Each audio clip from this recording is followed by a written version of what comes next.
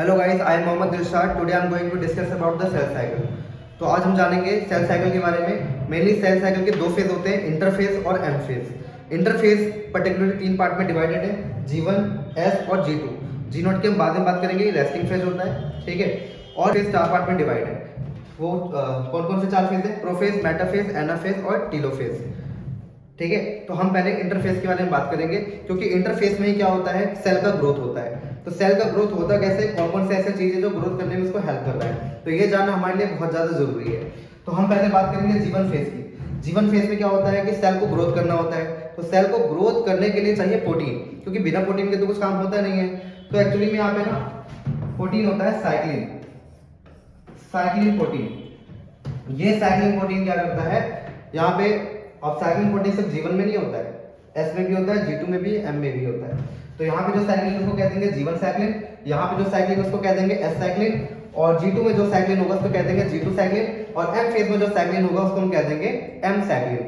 और यहाँ पे साइक्लिन अकेला नहीं है, और भी बहुत सारे प्रोटीन है ना। एक प्रोटीन और होता है, उसको हम कहते हैं CDK, साइक्लिन डिपेंडेंट और काइनेस। साइक्लिन डिपेंडेंट काइनेस, ये प्रोटीन जब साइक्लिन CDK से बाइंड होता है तो फॉस्फोराइलेशन होता है, मतलब फॉस्फेट का एडिशन होना होता है। फॉस्फोराइलेशन के कारण बहुत सारे प्रोटीन बनके तैयार होते हैं। There are several protein which help the cell to grow. तो यहाँ पे क्या होगा, प्रोटीन की मदद से सेल हमारा ग्रो करेगा।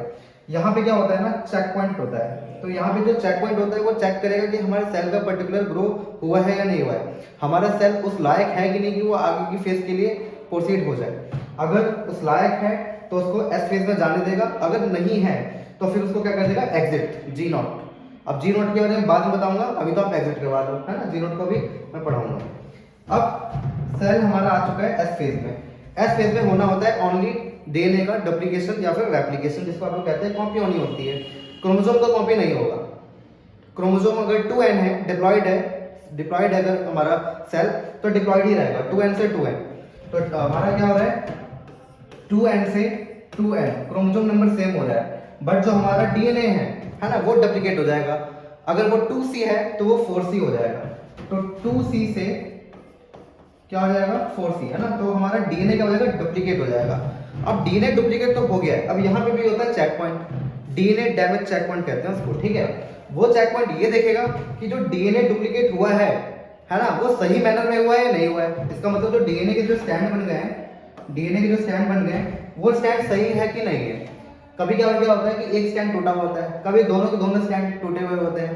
तो उस समय क्या होना है कि जो चेक पॉइंट है उसको क्या करेगा, रिपेयर करेगा। अगर ये रिपेयर हो गया, इसमें भी बहुत सारे प्रोटीन एंजाइम्स लगते हैं, है ना। मेनली कौन सा प्रोटीन है, P53। तो ये रेगुलेट करेगा, हेल्प करेगा, ताकि इसका DNA का जो स्टैंड है वो रिपेयर हो जाए। अगर रिपेयर होने के लायक होगा तो ये रिपेयर होगा, अगर रिपेयर होने के लायक नहीं रहा ये, तो फिर क्या होगा, एपोप्टोसिस, मतलब program cell death, cell automatically death कर जाएगा, है ना। तो ठीक है, तो अब चेक कर लिया इन्होंने। तो अब चेक करने के बाद क्या हुआ, भेज दिया गया भाई इसको। G2 क्या करेगा, G2 चेक कर लेगा कि जो हमारे पास जो सेल आया है वो सही है नहीं है। सही है, उसके DNA भी सही है, सब कुछ सही है, तो फाइनली उसको ग्रोथ कराएगा और कुछ मेजर प्रोटीन्स देगा, ताकि अभी सेल्स को कहाँ जाना है, एम फेज में जाना है। एम फेज में इसका कैरोकाइनेसिस होगा और एट द एंड साइटोकाइनेसिस होना है। तो ये प्रोसेस करने के लिए उसको और भी प्रोटीन की जरूरत पड़ेगी, है ना। तो वो सारे प्रोटीन की इंतजाम कौन करेगा भाई, G2 करके पहले से दे देगा, ठीक है। तो G2 क्या करेगा, मेनली ग्रोथ कराएगा और फाइनली प्रिपेयर करेगा सेल्स को, ताकि वो एम फेज में एंटर करे और आगे प्रोसीड करे अपना आपको। तो G2 का इतना काम है। जब यहाँ से सारा काम हो जाता है तो फिर एंटर करता है हमारा सेल एम फेज में। ओके, एम फेज में पहला फेज आता है प्रोफेज। तो अब प्रोफेज क्या है हमारे पास, इसको देखेंगे हम लोग, है ना। प्रोफेज में क्या होता है, कंडेंसेशन ऑफ क्रोमोसोम। जो हमारे क्रोमोसोम होते हैं वो पूरी तरीके से कंडेंस होते हैं। अगर आप माइक्रोस्कोप में भी देखोगे ना, तो आपको क्रोमोसोम के जो आर्म्स हैं या फिर ER है ना, SER है, एंडोप्लाज्मिक रेटिकुलम, ठीक है, और हमारा गोल्गी एपेटस, ये सब कुछ भी आपको दिखेगा नहीं, क्योंकि सब कुछ कंडेंस फॉर्म में होती है। अब होना क्या होता है, nuclear annular break. Nuclear annular break होगा, प्रोमेटाफेज, फिर आएगा मेटाफेज। मैं आपको फेजेस दिखा देता हूँ पहले, कौन कौन सी फेज की मैं बात कर रहा हूँ, है ना। बिना डायग्राम के तो कुछ भी समझ में नहीं आने वाला है। तो मैं आपको सीधा थर्ड स्लाइड पे लेके चलता हूँ। ये तो यहाँ पर आप देख सकते हैं कि इंटरफेस के बाद प्रोफेज में एंटर कर चुका है हमारा सेल साइकिल। प्रोफेज में क्या हो रहा है कि जो न्यूक्लियर एनवेलप था ये क्या हो चुका है, ब्रेक हो चुका है। देखिए अभी यहाँ पे न्यूक्लियर एनवेलप यहाँ पे भी है, यहाँ पे भी है, बट प्रो मेटाफेज में न्यूक्लियर एनवेलप ब्रेक हो चुका है और जितने भी इसके क्रोमोसोम थे, है ना, वो क्या हो चुके हैं, कंडेंसेशन उनका जो है वो स्पॉइल हो चुका है। अब फ्री यहाँ पे क्रोमोसोम हमारे, तो प्रो मेटाफेज में फ्री हो गए। मेटाफेज पे क्या होगा, सारे के सारे क्रोमोसोम है ना इक्वेटोरियल प्लेट पे आकर लग जाएंगे, इक्वेटोरियल प्लेट पे आकर के लग जाएंगे, इक्वेटोरियल प्लेट पे आकर के लग जाएंगे। इसको मेटाफेज प्लेट भी कहते हैं। क्या कहते हैं, मेटाफेज प्लेट। क्या कहते हैं, मेटाफेज प्लेट, मेटाफेज प्लेट भी कहते हैं। अब क्या होगा, हमारे पास यहाँ पर होता है स्पिंडल्स। ये क्या करेंगे, फाइबर्स जनरेट करते हैं जिसको एस्टर्स भी कहते हैं। एक्चुअली में फाइबर की ना पोलैरिटी होती है, -1 इस साइड होता है, +1 आगे की साइड होता है। तो ये बहुत सारे फाइबर्स क्या करता है, जनरेट करता है। दिख रहा होगा आपको यहाँ पर डायग्राम में, है ना, नहीं तो मैं और थोड़ा इसको जूम कर सकता हूँ थोड़ा बहुत। ये देखिए आपको दिख रहा होगा अच्छी तरीके से। तो अब क्या करेगा, ये जाकर के इसके काइनेटोकोर से क्या होगा, अटैच हो जाएगा। काइनेटोकोर होता क्या है मेनली, देखिए क्या होता है, क्रोमोसोम, दो क्रोमोसोम सेंट्रोमियर से अटैच होते हैं और इसके ऊपर एक डिस्क लाइक प्लेट होता है, दैट इज कॉल्ड काइनेटोकोर, है ना। काइनेटोकोर से क्या होगा, जो फाइबर है वो हमारा आकर के अटैच हो जाएगा, इधर से भी और इधर से भी। तो यहाँ पे भी होता है, ठीक है ना, ये पूरा सेल है हमारा। यहाँ पे भी होते हैं हमारे एस्टर्स निकल रहे होते हैं, माइक्रोट्यूब्यूल्स। ये जाके क्या होगा, अटैच हो जाएगा, ये जाके अटैच हो जाएगा, ये आगे इससे अटैच होगा, इधर वाले काइनेटोकोर से ये, इस वाले काइनेटोकोर से ये, इस तरीके से अटैच हो जाएगा। अब होता क्या है ना, मेटाफेज पे भी एक चेक पॉइंट होता है जिसको हम लोग कहते हैं spindle assembly check point, SAC, spindle assembly check point. ये चेक पॉइंट देखेगा कि जो हमारे क्रोमोसोम के काइनेटोकोर्स हैं वो स्पिंडल फाइबर से अटैच हो चुके हैं या नहीं हो चुके हैं। अगर सारे के सारे अटैच हो चुके हैं, है ना, तो ये क्या हो जाएगा, ये इनएक्टिव हो जाएगा, मतलब स्विच ऑफ हो जाएगा। और यहाँ पे एक होता है APC, anaphase promoting complex. APC anaphase promoting complex क्या करेगा, सेल को प्रमोट करेगा कि वो अब मेटाफेज से कहाँ चला जाए भाई, एनाफेज में चला जाए, ठीक है ना। तो ये इस तरीके से हमारे SAC और APC काम करते हैं चेक पॉइंट पे। अगर काइनेटोकोर्स स्पिंडल फाइबर से कनेक्ट नहीं हुए तो उस समय क्या होगा, प्रोटीन्स बनाएंगे, है ना, और कोशिश करेंगे, वो पोलैरिटी होती है ना, मैंने बताया था माइनस से प्लस पोलैरिटी होती है। जिस साइड काइनेटोकोर्स होते हैं ना उस साइड प्लस होता है और जिस साइड स्पिंडल्स होते हैं ना उस साइड माइनस होता है। तो पोलैरिटी के टेंशन से चेक करवाते हैं। अगर इसमें टेंशन क्रिएट हो गया है इसका मतलब हमारा जो फाइबर है वो काइनेटोकोर से क्या हो चुका है, अटैच हो चुका है। अगर इसमें टेंशन नहीं है ना, जैसे मान लो इस वाले में तो टेंशन नहीं होगा ना क्योंकि आगे से कोई है ही नहीं इसको अटैच करने वाला, तो ये एक्चुअली में क्या करते हैं, SAC टेंशन देखते हैं कि जब भाई फाइबर में टेंशन क्रिएट हुआ है या नहीं हुआ है, ठीक है ना। ये सारी कुछ देखने के बाद अगर सब कुछ सही है तो ठीक है, नहीं है, या ऐसा भी होता है कभी कभार कि गलत तरीके से यहाँ पे बॉन्डिंग हो जाती है माइक्रोट्यूब्यूल्स की काइनेटोकोर्स के साथ, तो उस केस में क्या होता है, क्रोमोसोमल डिसऑर्डर होने लगता है, या फिर हम उसको कह सकते हैं एनीप्लॉइडी, ठीक है ना, या नॉन डिस्टंक्शन, आप जो भी कह सकते हो, ये सब बात एक ही है, ठीक है। इसमें और भी टाइप आ जाते हैं। तो अब सब कुछ अगर ठीक ठाक है तो फिर एनाफेज प्रमोटिंग कॉम्प्लेक्स क्या करेगा, एनाफेज में इसको एंटर करवाएगा, राइट। एनाफेज में एंटर करवाने के बाद क्या होगा, ये ना यहाँ पर एक एंजाइम होता है, एक प्रोटीन होता है, सॉरी, सेक्यूरिन।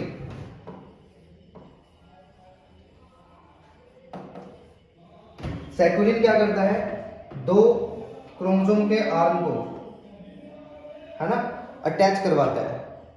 तो इस सेक्यूरिन को कौन तोड़ता है, सैपरेज एंजाइम। सैपरेज एंजाइम क्या करेगा, इस सेक्यूरिन को क्या कर देगा, डिस्ट्रक्ट कर देगा। डिस्ट्रक्ट करने से क्या होगा, ये दो आर्म थे सेपरेट हो जाएंगे। सेपरेट होते क्या होगा, यह आधा पोर्शन क्या होगा, ऊपर की साइड चला जाएगा और आधा नीचे की साइड चला जाएगा। तो इस तरीके से इस पूरे सिस्टम का क्या होगा, मूवमेंट होगा towards the opposite pole, right. तो कौन करवा रहा है, सैपरेज करवा रहा है कि सेक्यूरिन को डिस्ट्रक्ट करके सैपरेज इस क्रोमेटिड्स के आर्म को सेपरेट कर रहा है, सेपरेट करके अपोजिट पोल्स पर पहुंचा रहा है, ठीक है ना। तो सेपरेस ने काम कर दिया है और एनाफेज में क्या हो चुका है, सारे के सारे सिस्टर क्रोमेटिड अपोजिट पोल्स पे क्या कर रहे हैं, मूव कर रहे हैं।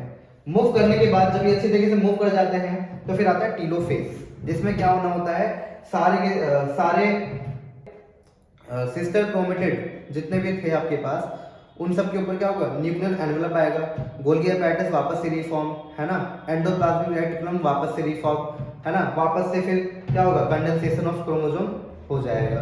फिर देन आफ्टर साइटोकाइनेसिस की प्रोसेस क्या होती है, स्टार्ट होनी होती है, ठीक है ना। तो ये मैंने पूरा आपको समझाया डायग्राम के अंदर, ठीक है ना। तो इस फिगर में भी वो चीज मैं दिखा रहा हूँ बढ़िया तरीके से, नोट्स बाकी मैंने लिख रखा है, मैंने सब कुछ एक्सप्लेन कर दिया है कब क्या होता है, तो ये आप पढ़ लेंगे या फिर स्क्रीनशॉट ले लेंगे, है ना। It is more than enough to explain the cell cycle. बाकी इस डायग्राम को थोड़ा अच्छे से देख लीजिए एक बार, क्या है इस डायग्राम में, दिख रहा है आपको। इंटरफेस, इंटरफेस से कहाँ पे आया था, प्रोफेस, प्रोफेस में क्या हुआ था, ये थे एस्टर्स, है ना। यहाँ से क्या निकल रहे थे, बहुत सारे माइक्रोट्यूबुल्स निकल रहे थे, जाके काइनेटोकोर्स, क्रोमोसोम के जो काइनेटोकोर्स है उससे जाके अटैच हो रहा है। फिर मेटाफेज पे क्या होता है, मेटाफेज प्लेट पे इक्वेटोरियल प्लेन पर सारे के सारे क्रोमोसोम अलाइंड हो रहे थे। फिर एनाफेज पे क्या हो रहा था, एनाफेज पे क्या हो रहा था, एनाफेज पे ये हो रहा था कि सेक्यूरिन को डिस्ट्रक्ट कर रहा था सैपरेज, सैपरेज क्या कर रहा था, इन क्रोमोसोम्स को क्या कर रहा था, इनके दोनों सिस्टर क्रोमेटिड्स को क्या कर रहा था, सेपरेट कर रहा था, और सेपरेट करके कहाँ पहुंचवा रहा था, अपोजिट पोल्स पर। अब ये अपोजिट पोल्स पे भी अपना आप नीचे ले जाते हैं, कोई फोर्स, कोई टेंशन होता है जो इनको खींचता है, और इसमें बहुत सारे प्रोटीन्स, है ना, इन्वॉल्व होते हैं ऐसा करने के लिए। फिर फाइनली कहाँ आते हैं, टीलोफेज पे। टीलोफेज की लास्ट प्रोसेस है तुम्हारा, ठीक है ना। टीलोफेज पे सारे आ जाते हैं और फिर यहाँ पे न्यूक्लियर एनवेलप आने लगता है, जैसे यहाँ पर था पहले से, ठीक है ना। न्यूक्लियर एनवेलप आने लगेगा, फिर ये सेल्स क्या हो जाएगा, बीच से ब्रेक हो जाएगा। अब ये ऐसे ही ब्रेक नहीं हो जाता है, इसमें भी बहुत सारे प्रोसेस होते हैं साइटोकाइनेसिस के अंदर, है ना। अब हर ऑर्गेनिज्म के सेल्स के डिवाइड होने का तरीका अलग अलग होता है, ठीक है ना। जैसे हम ह्यूमन, हमारे पास तो सेल वॉल है ही नहीं, तो हमारे सेल्स का डिवाइड होने का तरीका अलग है। और जो प्रोकैरियोट्स हैं, ठीक है ना, या फिर हम प्लांट की बात कर लें जो यूकैरियोट्स के अंदर आते हैं, उनके पास तो भाई सेल वॉल है, ठीक है ना, उनके डिवाइड होने का तरीका अलग है, क्योंकि प्लांट की सेल वॉल सेलुलोज की बनी है ना। बैक्टीरिया की सेल वॉल किसकी बनी है, पेप्टाइडोग्लाइकन से बनी हुई है, ठीक है ना। फिर फंगी की सेल वॉल किसकी बनी हुई है, काइटिन की बनी हुई है, ठीक है ना। तो बहुत सारे ऐसी चीजें हैं जो सेल वॉल में उसको ब्रेक करने में क्या होते हैं, इन्वॉल्व होते हैं। फाइनली हम साइटोकाइनेसिस की बात कर रहे थे कि हर ऑर्गेनिज्म में साइटोकाइनेसिस की जो प्रोसेस है वो अलग अलग होती है, तो हम मेनली यहाँ पर ह्यूमन की बात कर रहे हैं, ठीक है ना। तो साइटोकाइनेसिस को समझ लेते हैं थोड़ा एक बार ह्यूमन के लिए।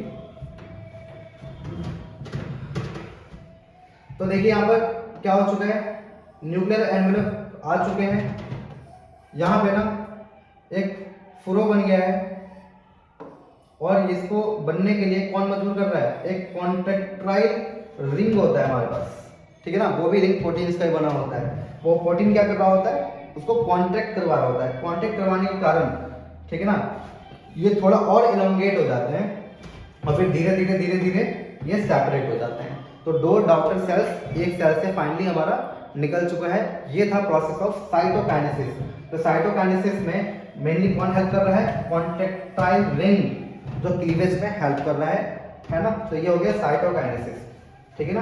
तो ये था हमारे पास सारा प्रोसेस सेल साइकिल का, ठीक है। हमारे वीडियो को ज़्यादा से ज़्यादा लाइक करिए, शेयर करिए, लोगों तक पहुंचाइए, ताकि हम आने वाले फ्यूचर में और भी ज़्यादा इंफॉर्मेटिव वीडियो आपके लिए बना सकें। तो इस तरीके से हमारा फाइनली सारा प्रोसेस होते हुए साइटोकाइनेसिस हो चुका है, और साइटोकाइनेसिस के बाद हमारे दो डॉटर सेल्स बन चुके हैं, ओके। और ये डॉटर सेल्स वापस से प्रिपेयर होंगे जीवन फेज में, ग्रोथ करेंगे। अब यहाँ पे अगर ग्रोथ ठीक हुई तो ठीक है, आगे प्रोसीड करेगा सेल साइकिल। अगेन अगर नहीं हुई है तो वापस से वो जी नॉट पे चला जाएगा। अब जी नॉट में भी ना बहुत सारे फेजेस होते हैं, कुछ सेल्स ऐसे होते हैं जो डिवाइड नहीं होना चाहते हैं, है ना। जैसे हमारा कार्डियक सेल्स, अगर वो हमारे साथ साथ कार्डियक सेल्स भी डिवाइड हो रहा होता तो हमारा जो हमारा हार्ट है आज, वो भी बहुत ज़्यादा बड़ा होता है। तो कुछ सेल्स ऐसे होते हैं जो परमानेंटली इनएक्टिव हो जाते हैं।